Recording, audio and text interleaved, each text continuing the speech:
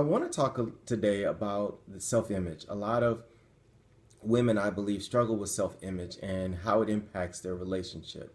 When it comes to self-image, a lot of times women see a scar, they see a blemish, they see a stretch mark, they see something that they don't like, and they go out and they spend billions of dollars on products and gadgets and clothes even that will hide or disguise or somehow try to keep that thing that they see from public viewing. And here it is from a man's perspective. I again, in talking to guys and especially talking to women with husbands that tell them, listen, sweetheart, I love you dearly, and yet you're worried about the extra 10 pounds you've put on. You're worried about the stretch mark that you have now after having children. You're worried about, the weird things that you see in the mirror each and every day. But what you're missing is that as your husband, as the man in your life, the person that loves you, we're looking at what's inside of you. We're looking at the relationship as a whole. In many ways, and many times, we don't even see that imperfection, frankly, until you point it out to us. So it's difficult for us to be in relationship with you if you're always walking around guarded and covered up. Because again, those insecurities, they show up in other ways. You may be covering up your heart because of some imperfections you've had in previous relationships. But what if you just accept that we're not perfect? What if you accept that you are in no way an ugly person because you failed when you were in the third grade and you got a scar on your knee? What if you accept that in your 40s, you're going to weigh a little bit more than you did in your 20s?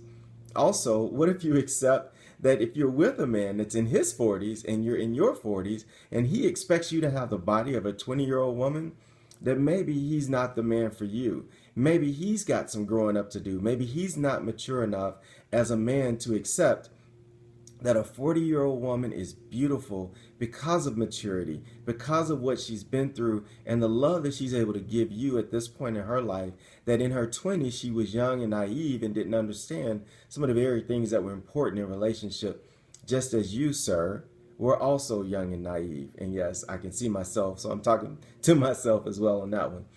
Again, I want to challenge you, stop looking for the imperfections. Because in many ways, those imperfections are what make you perfect to us. Those imperfections are what make you human. And those imperfections, frankly, are what God has blessed you with.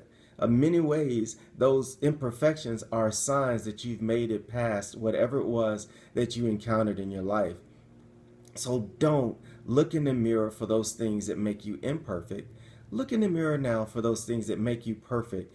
And then listen to your husband when he tells you that you've got the body of a goddess. Listen to your husband when he tells you how much he loves you and adores you and that he's attracted to you. Because guess what? If you keep telling him how imperfect you are, maybe he'll start believing you.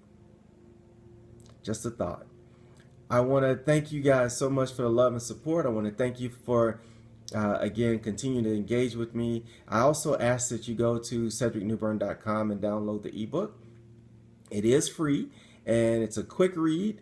I'd love for you to let me know what you think about it, and that way you can also get signed up for other things coming in the future, including workshops that I'll be hosting in the fall.